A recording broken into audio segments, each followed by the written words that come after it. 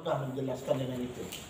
Di latar belakang masalah itu ada 3 hal, ya, ada filosofi, ada idealis, dan ada realistis.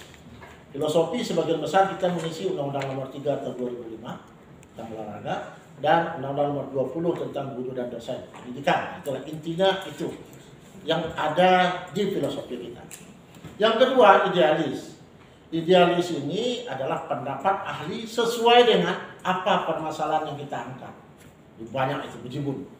Tergantung nanti pendapat ahli mana yang akan Anda sampaikan. Kemarin kita sudah cerita tentang kajian teoritis. Cari yang up-to-date, yang terbaru, cocok dan segala macam. Ada 5 kalau tidak salah yang saya kemarin itu. Yang ketiga, di latar belakang masalah itu harus ada hasil observasi.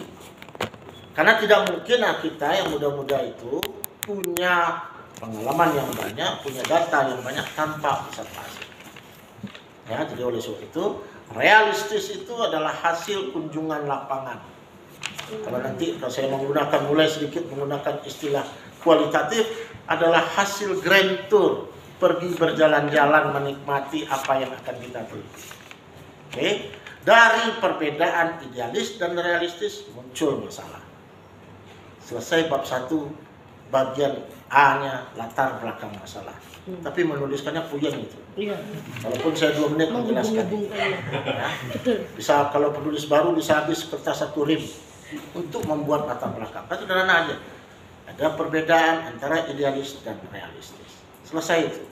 Untuk menggambarkan apa yang terjadi dalam permasalahan yang kita angkat, kata-kata di bawah penutup latar belakang itu, berdasarkan uraian di atas, saya tertarik untuk melakukan penelitian bla bla bla. Itu penutup latar belakang masalah. Bagian B-nya identifikasi. Di identifikasi, saya selalu bercerita misalnya yang paling contoh, yang paling enak tuh orang datang ke dokter. Ada datang ke dokter, kita tidur, saya suntik. Ada nggak dokter? Tanya dulu.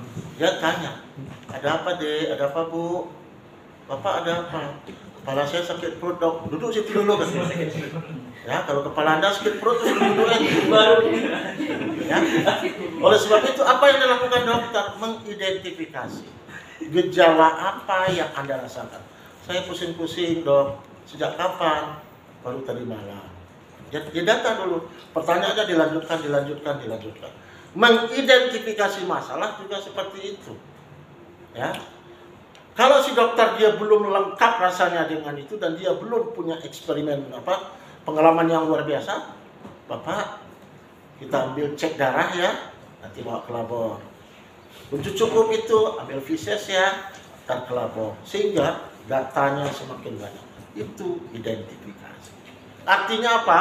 Identifikasi itu mencari tahu sebanyak mungkin apa faktor penyebab masalah.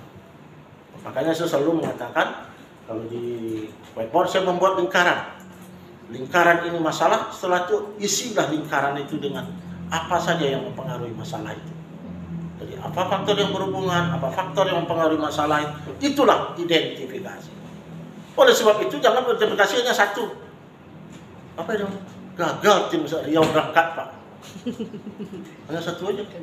Apa yang akan Anda batasi, apa yang akan Anda rumuskan kalau hanya itu? Jadi isi identifikasi itu adalah apa faktor-faktor yang berpengaruh, apa faktor-faktor yang berhubungan dengan kegagalan misalnya tim Riau itu berangkat. Itulah identifikasi. Artinya apa? Banyak itu Prof. Ya, semakin banyak Anda bisa mengidentifikasi, semakin memahami, semakin mengerti dengan masalah yang diteliti. Nah, sekarang bawa ke diri Anda masing-masing. Yang akan saya teliti ini, sudah bisakah saya membuat identifikasinya?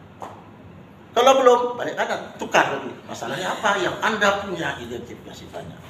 Nah, semalam saya datang ini, proposal Anda harus siap saya bilang. Karena saya ngelotok dari A sampai Z nanti. Ya, jadi itu diidentifikasi. Lanjutan dari identifikasi, pembatasan masalah. Pembatasan masalah apa isinya? Membatasi dari yang Anda identifikasi. Jangan lain yang diidentifikasi, lain yang dibatasi. Pas dilihat pembatasan, tidak ada cerita yang dibatasi ini ada di identifikasi. Jadi kata kunci pertama pembatasan itu harus ada dia diidentifikasi. orang selalu menyatakan pilihlah yang Anda tahu banyak. Kalau di buku saya mengatakan begitu. Untuk membatasi masalah, pilihlah yang tahu banyak, yang mudah mendapatkan data. Itu syarat-syarat untuk membatasi itu. Ya, kalau kita tidak tahu banyak, tidak tertarik tentang itu, tidak perlu Anda batasi itu. Setelah itu mudah nggak untuk mendapatkan data? Pak, ini menunggu alatnya dari Amerika, kata orang Amerika baru akan dibuat baru Pak. Nggak usah pilih itu. Ngapain pakai variabel itu? Jadi pilih yang memungkinkan kita memudahkan dapat data. Kalau di penelitian kualitatif saya menyarankan jangan meneliti diri sendiri. Anda tidak jujur. Jadi teliti rumah tetangga. Karena di rumah tetangga Anda tahu juga di mana taruh makanannya, mana pintunya, pintu keluarnya dari mana, jendelanya di mana, sehingga Anda sedikit banyak lebih mudah untuk mendapatkan data. Daripada Anda pergi ke tempat lain, masuk ke kantor satpam udah diusir orang. Ngapain di sini gitu. Ya, itu gambaran saya. Jadi oleh sebab itu di pembatasan masalah saya ulangi harus ada tertulis dia diidentifikasi. Yang kedua, mudah Anda untuk bisa mendapatkan datanya. Yang ketiga, instrumen yang akan Anda lakukan itu Anda sudah memiliki, Anda sudah tahu. Itu pembatasan. Ya. Jadi artinya identifikasi kalau tadi ada 7, ada 8, tidak ke 8-8-nya Anda teliti, Anda pilih 1 atau 2, paling banyak 3 gitu kan. Itu yang dibatasi. Nah, sekarang masuk cerita rumusan menyambung ke cerita ini. Masuk rumusan penelitian. Apa yang sudah dibatasi tadi dirumuskan. Nah, itulah kalimat tanya, kalimat pernyataan, kalimat apa itu? Pertanyaan. Apa yang sudah dibatasi dirumuskan. Setelah kita batasi, masuk rumusan penelitian. Iya. Pertanyaan. Belum ada kata-kata pertanyaan penelitian di situ. Saya mengatakan rumusan masalah penelitian. Kita rumuskan. Ya. Bagian selanjutnya dari yang kita rumuskan itu adalah apalagi D, C, E atau tujuan penelitian. Ya. Masih jadi pemikiran bagi Anda apa isi rumusan?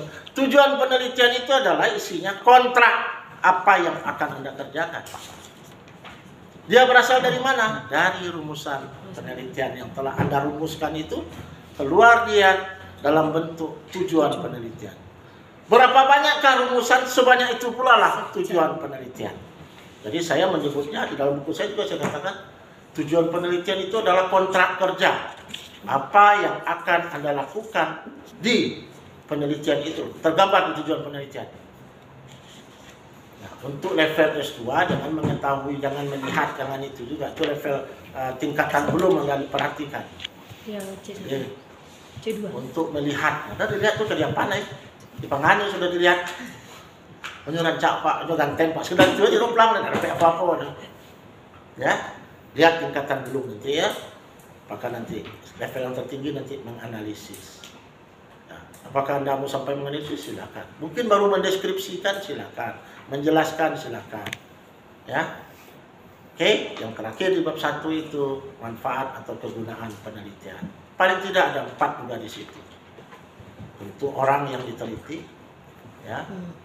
Setelah itu untuk institusinya. Setelah itu untuk ilmu pengetahuan dan teknologi, ya, dan untuk diri Anda sendiri. Dan tambahan lagi bisa barangkali untuk institusi tentang apa yang Anda teliti. Itu isinya. Jadi kalau saya membaca apa itu, ya setinggi berdiri saya sebentar. Dan udah dari dulu itu aja yang saya kerjakan. Jadi luar kepala saya untuk cepat menangkap. Selesai bab 1, mungkin saya nggak cukup 5 menit untuk menjelaskannya. Tapi cobalah tulis. Berhari-hari, berbulan-bulan. Ya. Bagian kedua, kita lanjut apa yang cerita kemarin. Di bagian kedua itu, bagian pertama itu kajian teoritik. Kemarin sudah dijelaskan, ya. Saya kirimkan file, diulas sama Pak itu, karena saya kemarin lagi mau di S3 kalau saya nggak salah, pas bersamaan. Intinya kajian teori tentu saja dari rumusan yang telah variabel-variabelnya, kalau udah mulai cerita variabel, rumusan masalah variabel-variabel yang diteliti, itu yang ada di kajian teori. Nah, itu gunanya rumusan, itu gunanya batasan. Jadi kajian teori itu tidak keluar dari isi bab 1 itu. Itu bagian pertama. Bagian kedua, konsep yang hari ini kerangka konseptual. Makanya tadi sebelum mulai saya ingin mengatakan di mana asal kerangka konseptual dari kajian teoritis. Tidak ada kajian teoritis nggak muncul di kerangka konseptual. Pertanyaannya, Pak, apakah kerangka konseptual kita pindahkan pendapat orang lain? Tidak. Pendapat kita sendiri. Ya, saya garis bawahi, kerangka konseptual itu tuh isinya dari logika berpikir. Dalam buku saya tuliskan sama dengan logika berpikir.